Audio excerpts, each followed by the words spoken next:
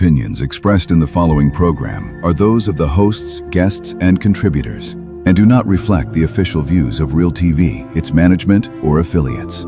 Content is provided for informational and entertainment purposes only. Viewer discretion is advised.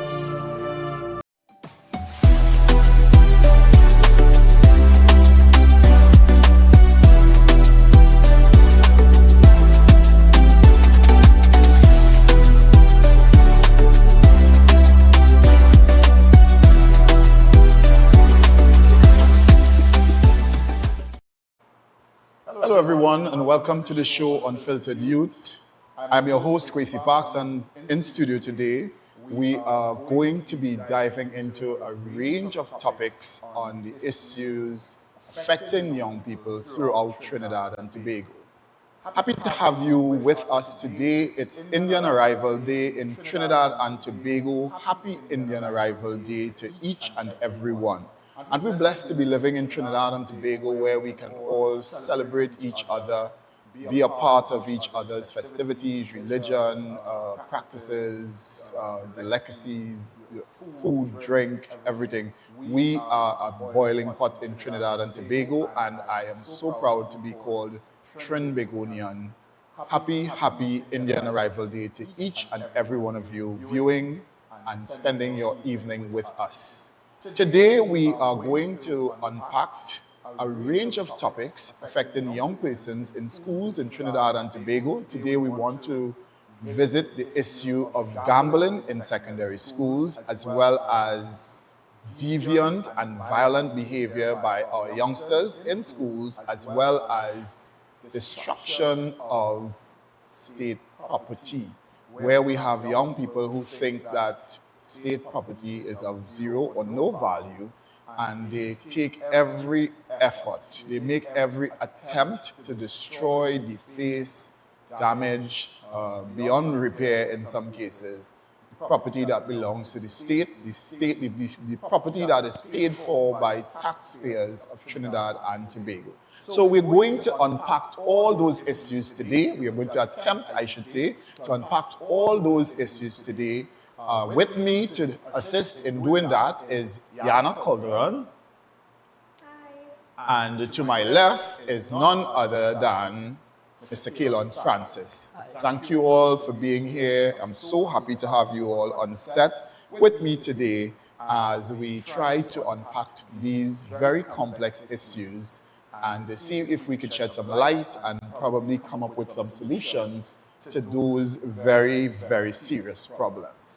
So as I said in the intro, what we would probably do is we would attempt to tackle each issue segment by segment. We'll break each segment or an issue into each segment.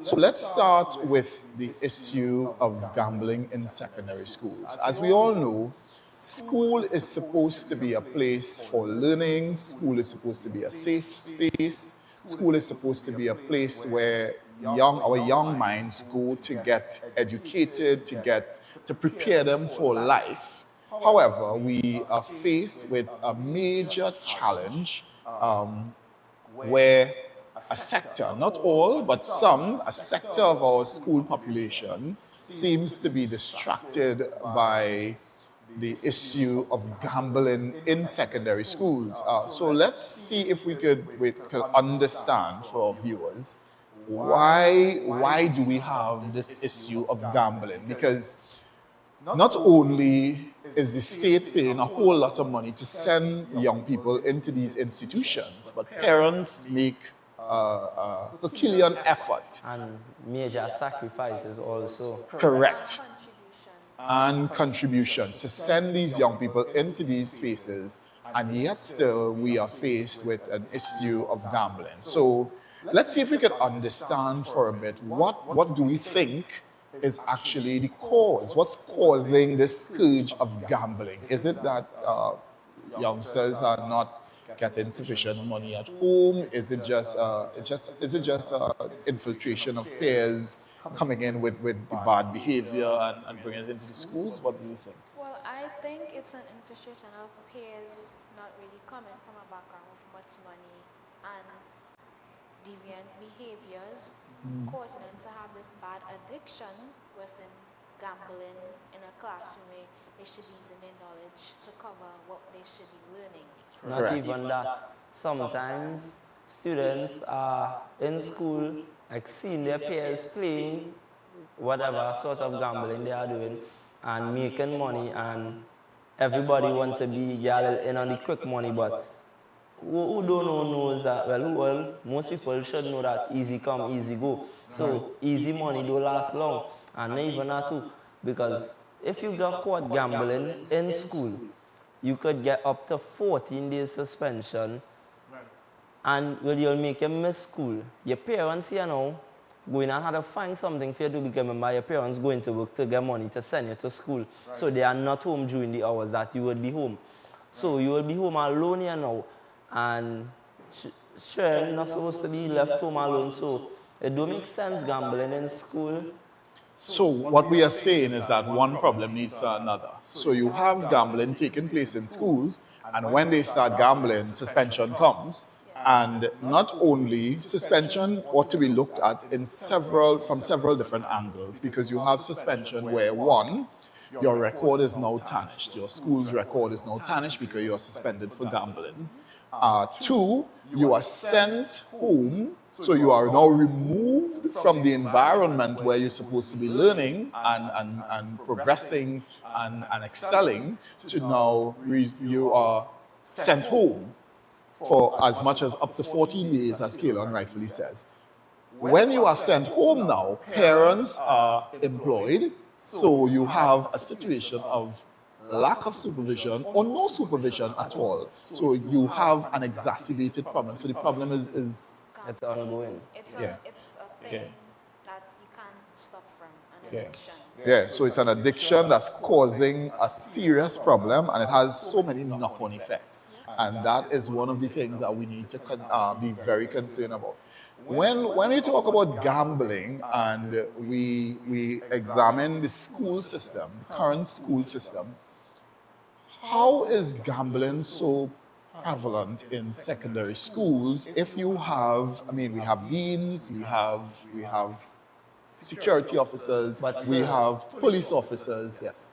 as you said, we have deans and police officers. Yes, we have people placed in that position to make sure them things not happening in the schools, but also remember, everybody can't be everywhere at the same time. So not a security guard not going to stay in a classroom whole day, and the classroom will be left unattended with no supervision, and all who know where there's a classroom empty with only teenagers, some people might just come in and start gambling because the Pandora secondary, box is open. yeah, Especially teenagers who don't have any kind of typical behavior. Correct. Yeah. Teenagers who aren't in the right state of mind Right. to bring those things and introduce it to other students in Yeah. the classroom or just generally in the school compound. Yeah. So you have, and you know, the last episode of Unfiltered Youth, we actually were talking about, the panel had a discussion on the issue of teachers' absenteeism and the problems that are created when you have teachers absent from the classroom. And that was actually one of the issues that we established that comes out of teachers being absent. When you have teachers absent from the classroom, it leaves this void for youngsters to engage in all sorts of deviant behavior. but we also have to be mindful that teachers have a life of their own, because if I'm a teacher and I come into school and I have to deal with miserable children being disruptive, yes, in a classroom they'll always have the disruptive set and they'll always have the set that willing to learn. Right. So if it's only 5 children willing to learn and it have approximately 40 to 35 children in a classroom, Right. and there's only 5 children willing to learn, so you're telling me 30 to 35 children that's disruptive, causing bacchanal, some of them not even doing nothing to disrupt the classroom, that's being Right. on the phone alone is a distraction. Right. And that leads to teachers saying, boy, you see me, when they go me and listen to this, after them done work a whole day with all that problems, they have to go home to deal with the family. Some of them is single parents, some of them have to take care of their own don't children. get paid the loan they deserve to get paid. Yeah. Yeah, so they're working within the confines of the situation that they're faced with. And those were actually parts of the conversation that came up in the last episode, where sometimes we expect a little too much of our teachers, of our educators, and as much as there are educators who need to be brought in line, there are hard-working educators out there who commit to their 9 to 5, who commit to the task that they're being paid for, and they come and they give their all. So you are correct.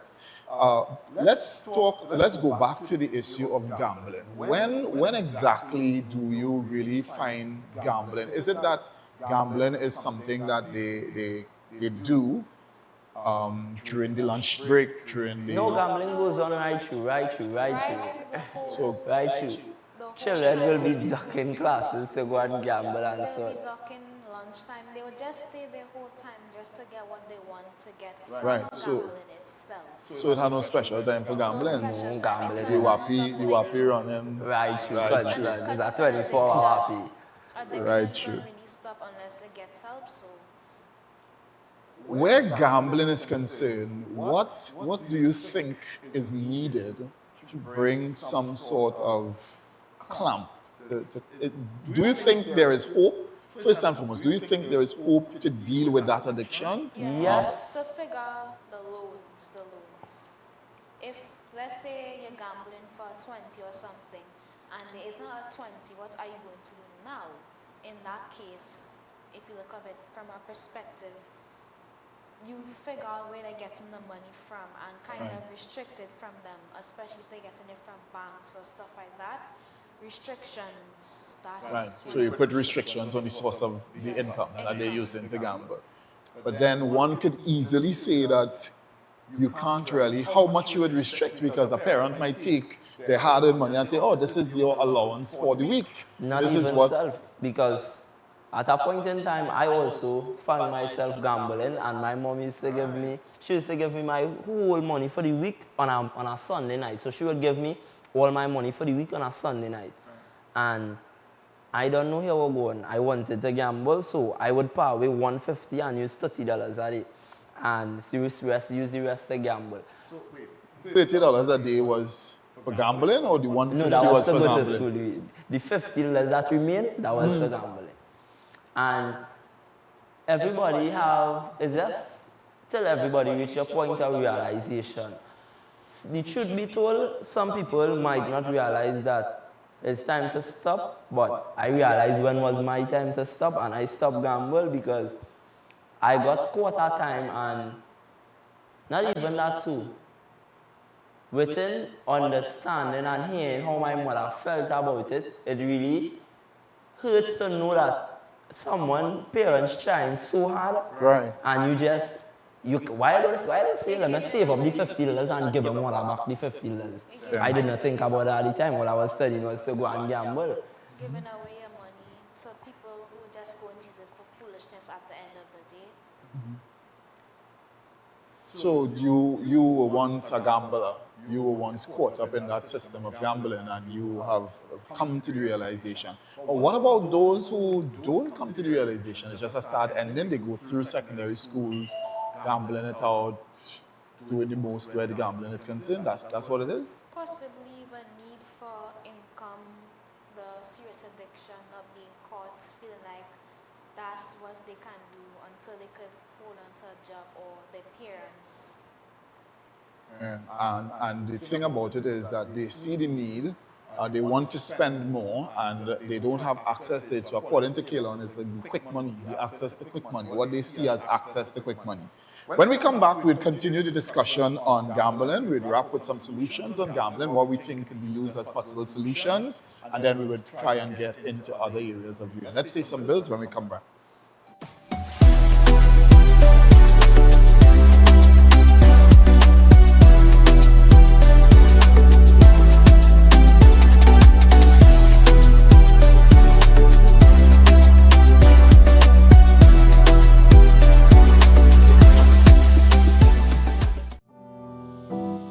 You're viewing Real TV.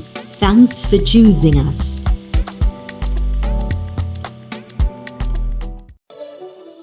Hi, I'm Zalisa Budu Singh Rupani, and I'm inviting you to join me for Conversations with Zalisa right here on Real TV.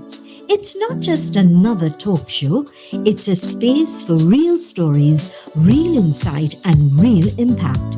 We cover it all: health, law, parenting, relationships, drug and substance abuse, mental health, social issues, and so much more, with expert guests who help bring clarity to life's most important questions.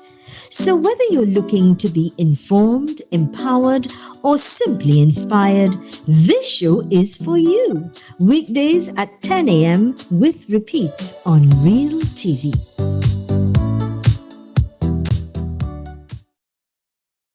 In a world full of noise, choose clarity.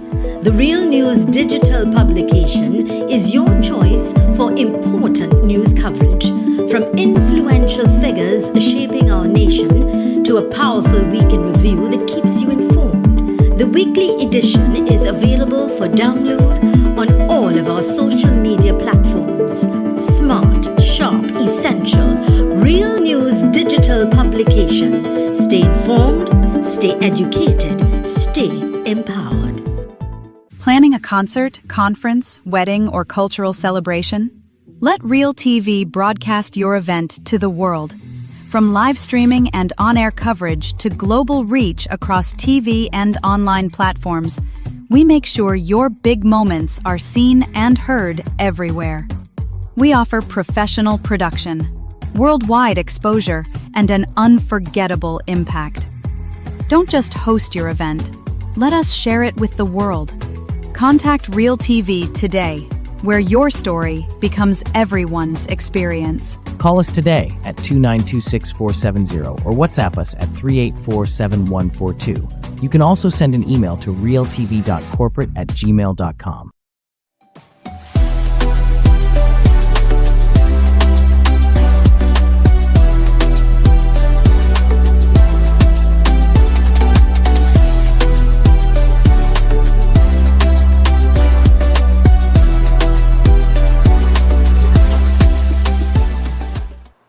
Welcome back to the show, Unfiltered Youth. Thank you for sticking and staying with us on this very beautiful Indian arrival day in Trinidad and Tobago. We were discussing the issue of gambling in schools, and just before we went to the break, we were introducing some solutions to the gambling epidemic in our nation's schools. So before we went to the break, my friend to my right was bringing some solutions. What do we think are possible solutions to curb that epidemic or bring an end to that epidemic of gambling? I think the resolutions we could use, not only restrictions, but the way they spend the money. Like for transport and stuff, putting aside, okay, let's say mother gives you 100 to travel, and she keeps track of how much you're spending because she knows. And you come back with less than that, she will know. So not only from that, and she realizes this is missing and there's not a reason for this amount to be missing, but she only gives him, she subtracts from what she gave him from the first week and sees how much more we're missing, and in order when she piles up all of that, she could have one amount and figure out, okay, this is what you're going to get. Or even further, the parent could actually, and you talk about parental intervention, the parent could even look at, as Kaylon said, he used to get X amount of money for the entire week, then parents probably need to restrict it to a daily supply. If you know this is what the child needs for today, every daily supply, rather than give them access. A daily supply for transportation. Correct. Yeah. No, but when I think about it, right, if I as a parent giving my child passage, now not everybody packs lunch, so you might give a child a little extra $20 to buy a little lunch, and you might let me eat breakfast at home. Now, when gambling evolves into addiction, You're going to find the means to get that to so you might say, let me buy 2 snacks and a juice, and I will win it at $5 and I'll put it in the gamble. So you can't really avoid giving them the money. What you could do is try to show them, well, when you gamble, this is what it will lead to, because numerous, my father, he told me at time, back when he was younger and he used to gamble, he was by a gambling spar, whoever, and a man gets shot over $100 bet. Yeah. So when people tend to lose their money, especially all their money, and because a man might go and gamble with the money to buy a car, saying, by them go and double this, and he might lose it all. And he might get angry, and he decide what's going on. He now take all my money, I go in and rob it. And the time and age you living in, nobody ain't going to let nobody rob them just to say you're going to try to fight back with might lead to your death, because remember, he have a firearm or he probably have a sharp object on him that he could use to kill you. So what is your recommendation? If you had to make a recommendation of a solution, what do you recommend as a solution to deal, being someone who is involved in gambling, who partake in gambling in school, what do you recommend as a solution? Counseling. Continuous counseling. Wonderful. Right, so you mentioned something earlier that kind of would give way to the other topic or the direction in which we want the conversation to go. You're talking about the fact that your father, given an experience of an incident where he was gambling and it led to violence. What I want us to explore now is, with regards to disruptive and deviant behavior by our youngsters in school, how does that gambling impact disruptive and deviant behavior? Because you may have someone who went into a wapi or a gamble, whatever form of gamble it is, and they lost their money, and they probably really...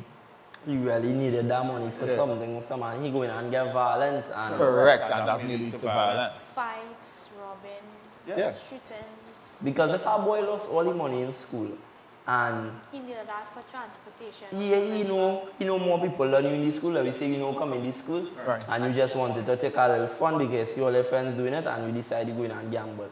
And you end up winning and take all the boy money. He in the school, like you youngster party, me come and beat you up and take back all the money away. Also, that's how it goes. And it leads to... That's how it could go. That is how it could go. So it does not go like that every time, but that is but it could end up like that. And that is what we're talking about. Gambling leading to deviant behavior and violence. Now, talking about deviant behavior, disruptive behavior in schools and violence, now that is a broad topic.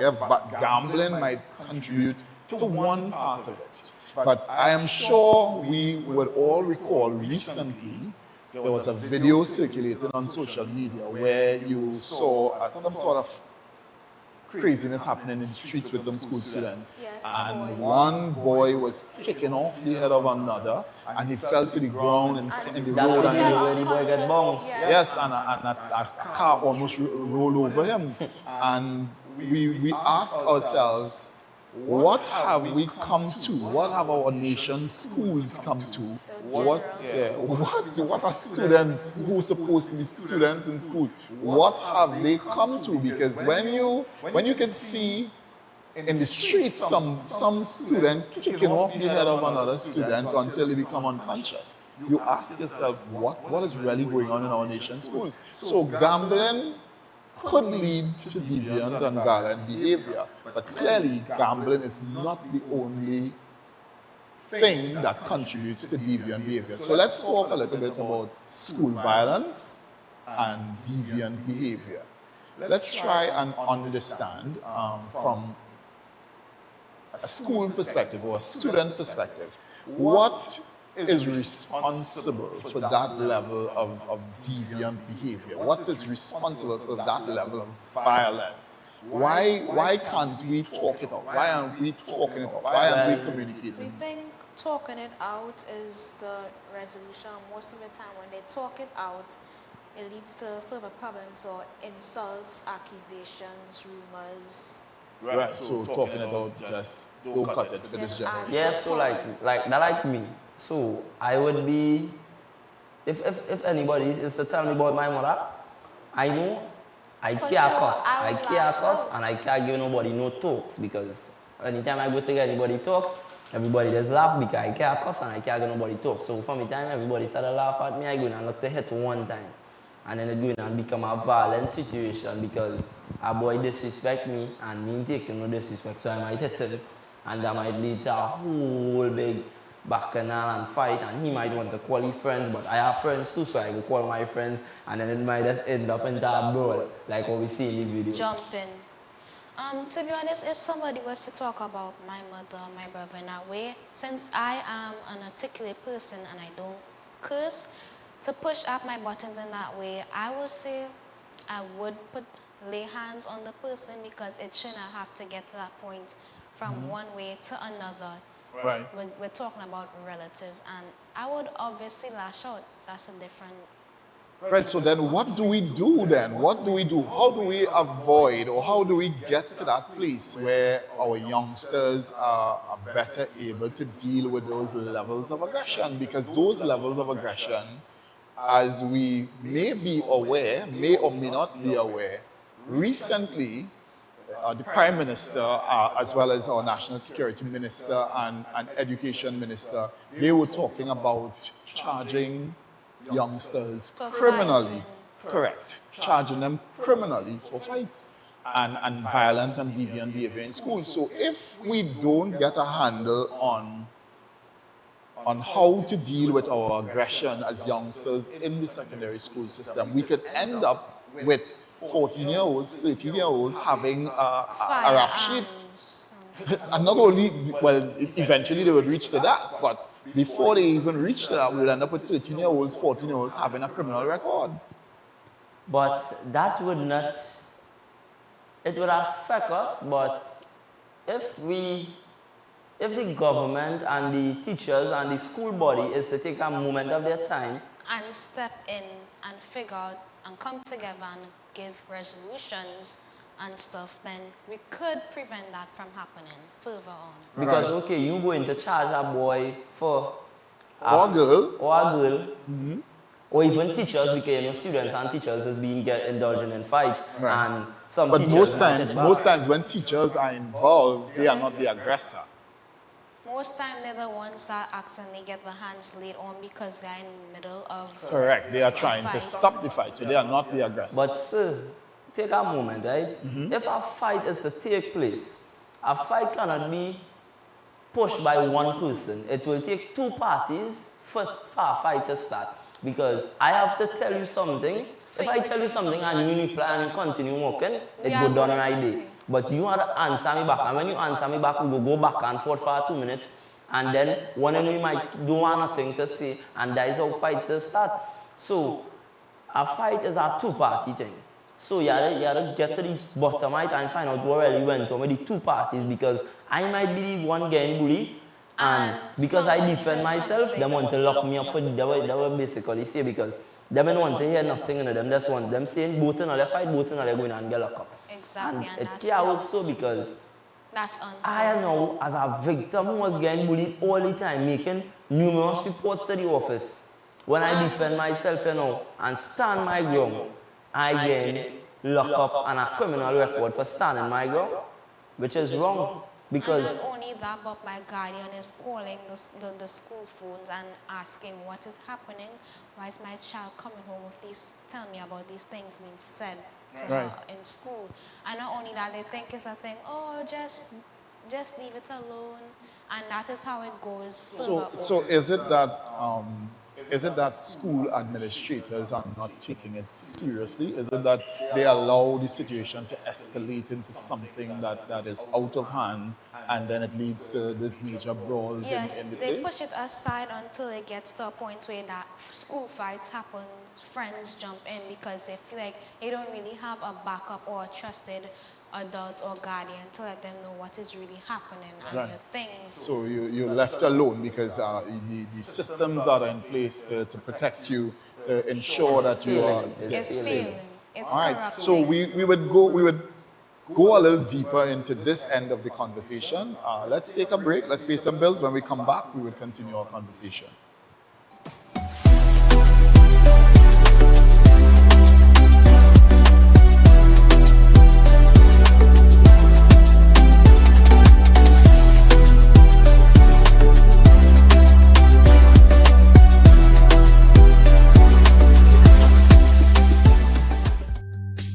you're viewing Real TV, ultimate in programming. Thanks for choosing us. I am Zalisa Budu Singh Rupani, inviting you to join me for the rebirth of Apne Sitare, Our Stars, a vibrant and spectacular show celebrating the incredible local talents of the sons and daughters of Trinidad and Tobago.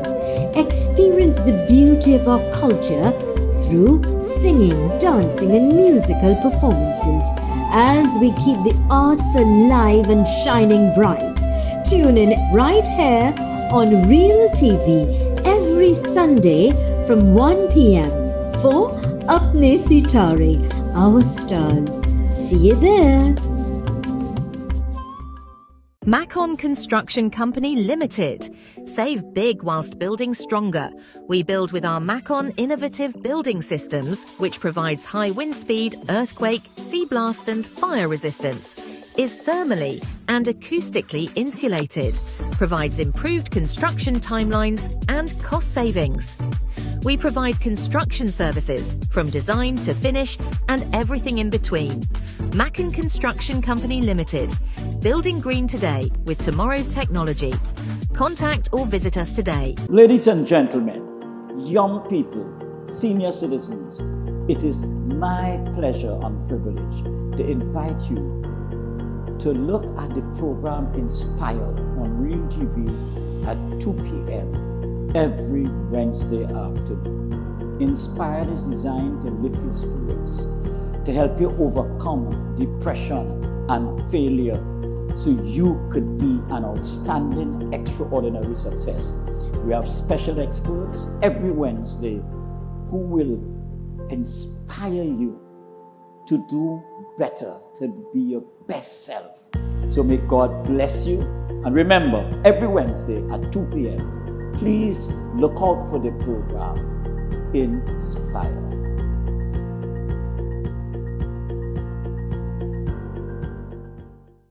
When security matters most, choose Catch Security Services Limited.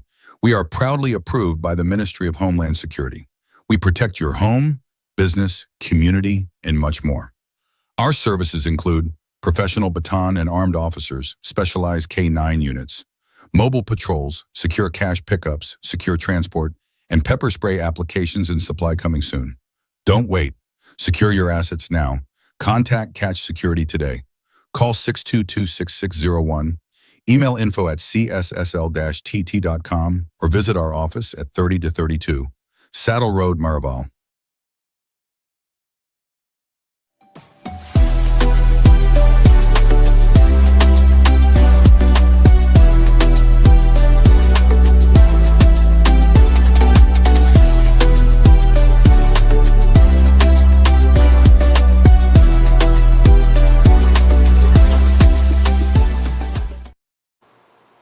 Welcome back. This is Unfiltered Youth. We are having such an amazing conversation here on set today on this Indian Arrival Day in Trinidad and Tobago.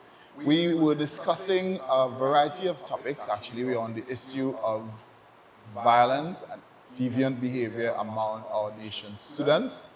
And we are having such a wonderful time as we dig deeper into the issues of violence and deviant behavior.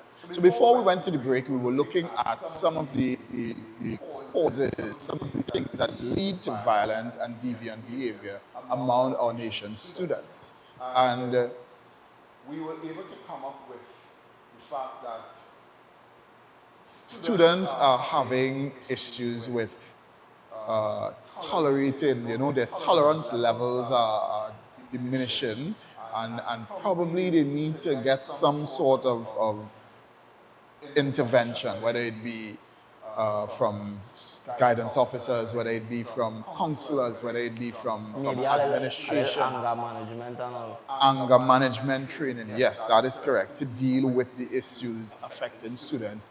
Because the violent issue, what we established and what is a fact is that violence in school could now lead to students having a criminal record. And we all know or at least we should know, students should be aware that when you come out of secondary school and you start applying for a job and they send you for this thing called a COC, a certificate of character. Your records are records. going to be Correct. pulled up and they're going to Correct. And then they would see that you have charges and you have fights, correct. You have and stuff. issues. You had issues. You had runnings with the law, and therefore that could put you in a disadvantageous situation In this later on. economy. Correct. Later on in life, especially in an economy like this one that we are experiencing. So That happens to a lot of youths though, because many youths, you might just see them with the big chin and the white vest and thing, but he has nothing in here, that's why he resort to that. It's not that he has nothing in here. He has thing in here and he's a very smart boy, but the behavior he portrayed in school was not good enough, you know, and he probably getting a little too fight, probably stab a boy, and he can't get a proper recommendation from his school, so he can't go and work no way. Look, it have a woman who used to live up by me. She have like about 9 subjects, but she's so accustomed fighting now. Getting in fight as a big woman, stabbing people and thing. She can't get no work no way. Look, she just sells little wings and fries and thing, that she just makes she money. Right. So, it leads to there are greater problems. There are much bigger problems that comes out of the whole violence and deviant behavior. Tell me something. What impact or what influence does social media have on this sort of deviant behavior where young people? The impact it has on not only school children but just people in general is the mental impacts, like the behavior, the way you carry yourself, Right. the way you speak, the way Right. you move, the way Right. you are. They copy everything that they see on social media. Exactly. So Yeah. let's say there's this TV show called Baddies where a bunch of women are all on a certain resort and they're fighting for a chain. And every day it's a fight, black eyes. And I feel like young girls in my generation, they're watching these shows and Right. they're taking up about how to square up fight, how to give back, speak ghetto and move ghetto and pick up these things that they shouldn't be picking up from a TV And the show. thing about that is when you have these type of content available, our youngsters On the tend to think, devices. our youngsters tend to think that's the popular thing. That's what makes you popular. And So now therefore, that's what makes you show out most. yeah, that's what it likes when you're out there. But especially the dancehall music is a serious thing. A Right. serious impact within the lyrics about shooting him, just a long chain goal. Yeah. Check the scoreboard, dead ups. Just the lyrics. Yeah. Yes, just Yeah, the lyrics like- could have an impact. Like especially- I watching a scenario that take place the other day. Them willfully beat up a boy and stamp on him just to get a video, just to post up, step on them. Step, you know? step.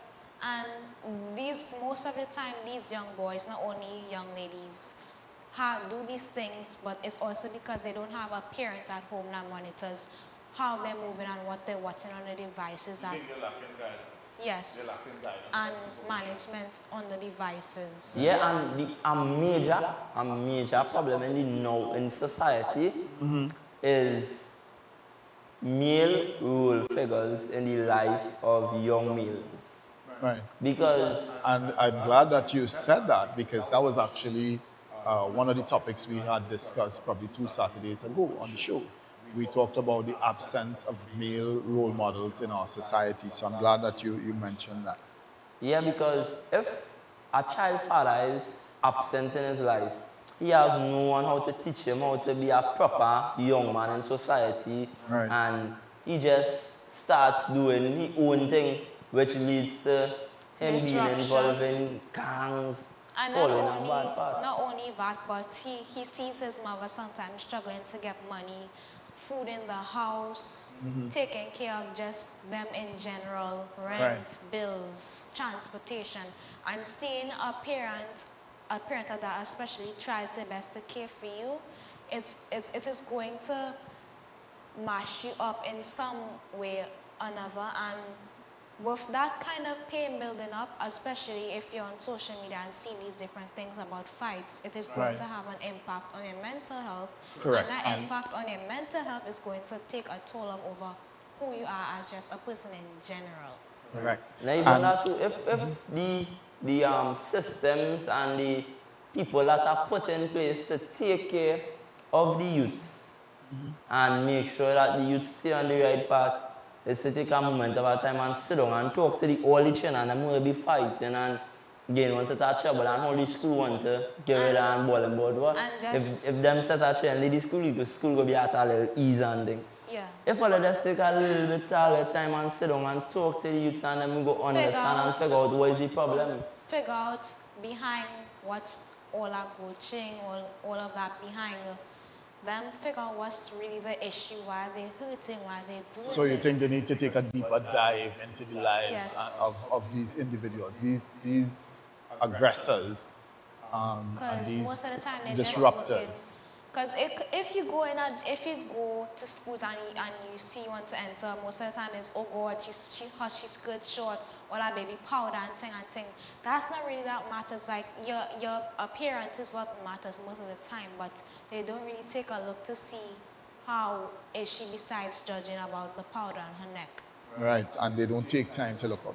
But with all of that being said, do you think that schools need to tighten up? They need to increase the punishment and security in terms of schools to clamp down on especially fighting and that type of thing? Yes. What are your thoughts on that? Do you think schools need to Absolutely. they need to tighten up? Yes, because that is violence. And like I said, if they start charging you, it's going to be records on top of records on top of records. And when that affects this generation, that could lead to bad economy issues. No, but listen, right? If they take stricter management now, as you said, right? I'm not saying that they say anything wrong, but at the same time, if they go to really take strict precautions to deal with the action of the young people, then that will leave plenty good youths being destroyed and labeled as bad youths, because plenty young men and young women I talk to in society that portraying, I tell you, them living, them smoking, them drinking, them fighting, them doing the waste. But when you really sit down and talk to them, they're going through a lot at home and struggling financially, not even financially alone, mentally and all too. Because if some of them for far another day, and when they do go to talk to them, all of them are discussing them and running them, and they're going through a lot. Not taking care of them, but Some of them getting are their not nails even done there. every Fridays and stuff, but not figuring out what is the needs of your child.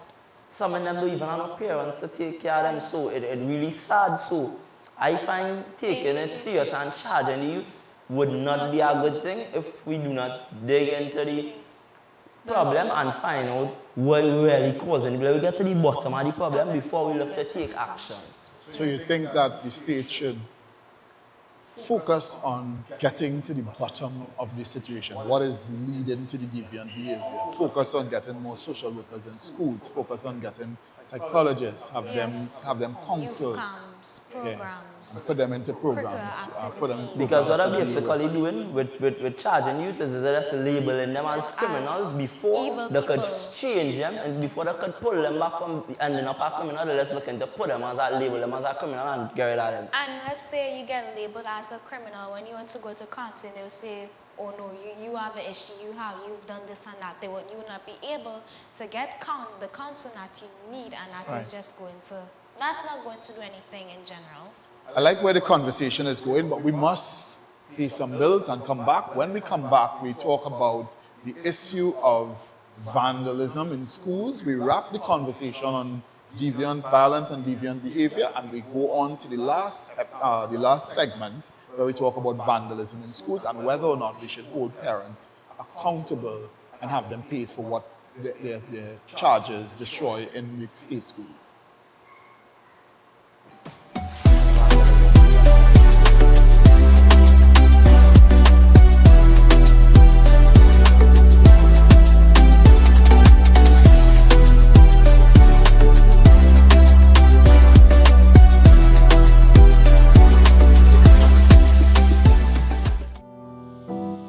You're viewing Real TV.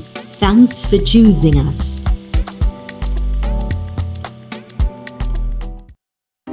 Let's get straight to the point. I am Dale Edwards, Dale the Voice, and we're going to get straight to the point right here on Real TV. Join me Monday to Friday, 4 to 6 p.m. when we talk the hard truth. We're not beating around the bush. We're getting straight to the point, dealing with real issues, social, politics, and much more. Monday to Friday, the only place to be is right here on Real TV.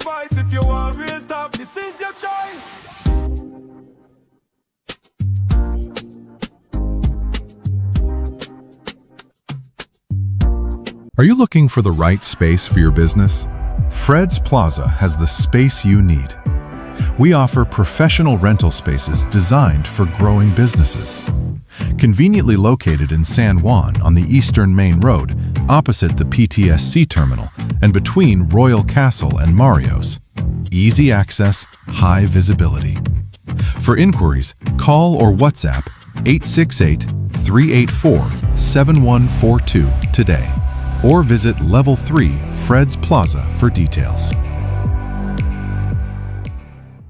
Broadcast your yagnas, weddings, and Hindu celebrations live on Real TV. Share your special moments with us. Share your devotion with the nation. Call us at 373-8946 or email realtv.corporate@gmail.com to host your celebration today.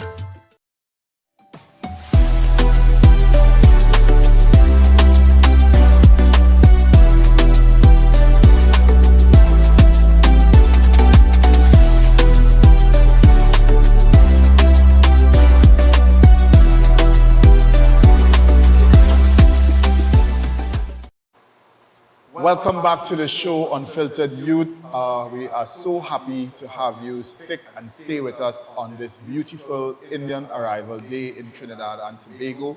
Thank you for using your time to stay with us and be a part of the programming. We are here discussing the issues affecting young people. Today we are unpacking the issue of deviant and violent behavior in our schools, in our nation's schools. And we have been having such an in-depth, brilliant conversation around the issue of violence in schools. Just before we went to the break, we were talking about some of the things that we think need to be done to help curb the issue of violence and deviant behavior. And we were asked whether or not we think stricter security measures in schools would work. And we basically got a resounding no. The panel is of the view, while for most parts, that we should really focus on fortifying systems, support systems for our nation's youth. Before we take that draconian step of labeling them as criminals, we should fortify systems, give them the opportunity to be counseled, to take a deeper dive into the lives of our young people so that we could bring some resolution to the situation, understand the situation from another perspective. Yeah, because if they label all of them as criminals, remember if you get charged for a fight, they're not going to knock you 25 to life and you're going to come out at that point in time.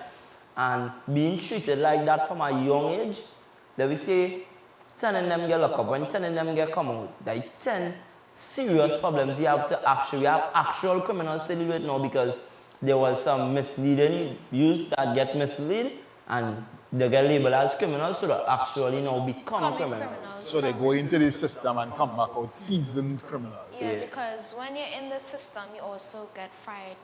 You also get mentally fried too, and it plays a big effect on that person. Right, and then you have the gangs inside the system. You have all sorts of crazy things happening inside the system. Taken up from what you've been sent to. Correct. So it's really not a rehabilitation when you get sent in, if you get locked up for criminal behavior. So in closing this issue, we are recommending that we do what? To deal with this issue of violence. If you were the Minister of Education, or you had the power of the Prime Minister to make a decision as to what do you think should be done to curb the issue of school violence? You're saying that we should not take the draconian measure of locking up and giving a criminal record. What do you recommend in 30 seconds? In 30 seconds, I would recommend, if I was the Prime Minister, to find out the background that these children are coming from. What are they doing? How are they hurting? And not only just to put them in programs to say we have them doing something extra, Nice. but get them some counseling. Nice. Put some rules, so not extra strict rules, but rules you think they could follow by as time and counseling and curricular activities go by, and have a talk with the guardians themselves and Nice. And to try add give to some that, things and recommendations at home on how you could fix the behavior and things going on. to add to that, you could actually, you see how guidance is actually a subject. Right.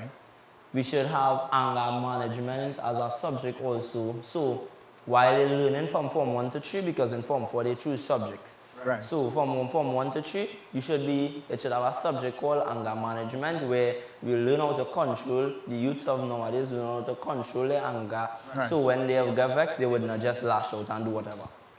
That's wonderful. Brilliant. I like that.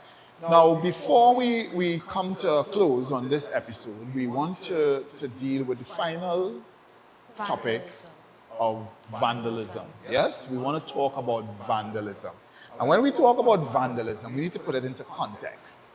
I oftentimes talk, whenever I'm talking to youngsters, whether it be at the police youth club, whether it be in schools, whether it be in the community, wherever I have an audience of young people, I oftentimes bring to their attention, because for some reason I think young people don't understand, and if they do understand, they don't appreciate the value, the contribution that the state makes towards their education.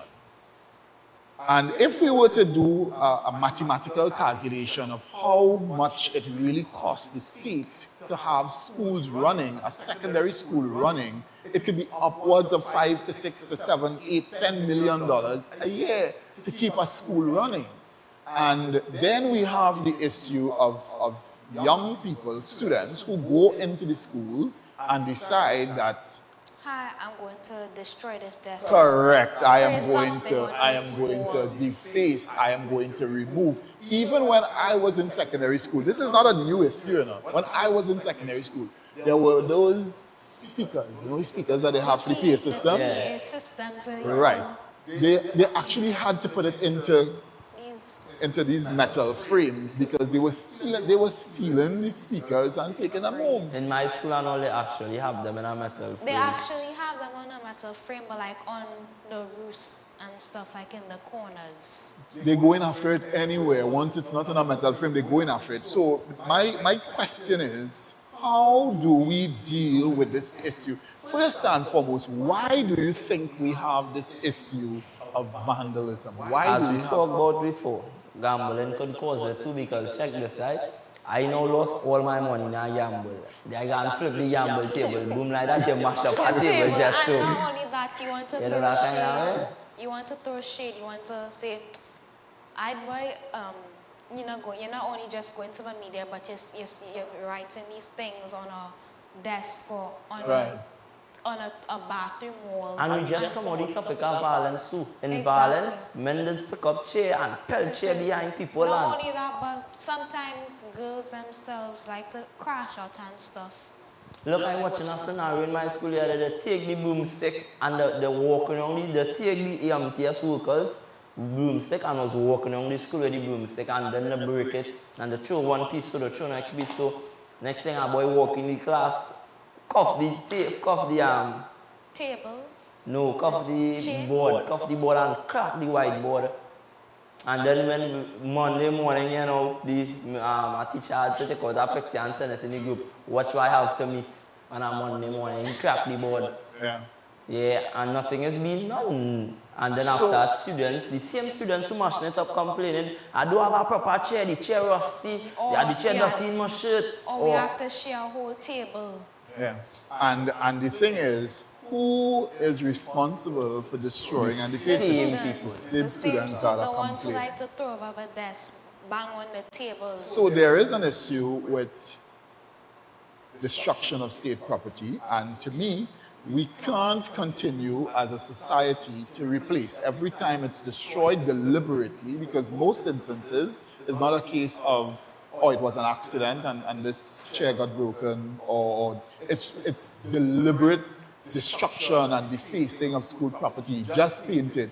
Imagine we just came back from vacation, from July, August vacation. They spent millions of dollars to do school repairs, and a child decides, correct. A child decides to spray paint or yes, if it's not spray paint, it's to take a permanent marker and write anything or correct, sign up And you know the new thing now is to sign your IG name all over the place, and ball K-Man was here, Shorty was here, you know that thing. The girl with the girl with the big Zessarite Jean was here. You know that thing. So how do we fix that problem? Because we cannot continue as a society to keep cleaning up after these youngsters and keep repairing after these youngsters at the state expense, because it's tax-paying dollars that are being spent on an annual basis to have these schools. And then we have parents sitting home and saying, oh my God, they don't have no chair in the school for the children to sit down on. And my child on the floor. Correct. And that is as a result of the same actions, maybe not of your child, but of children or of their peers, the children in school. So what do we do as administration? What do you think administration should do to clamp down on that situation of destruction of property?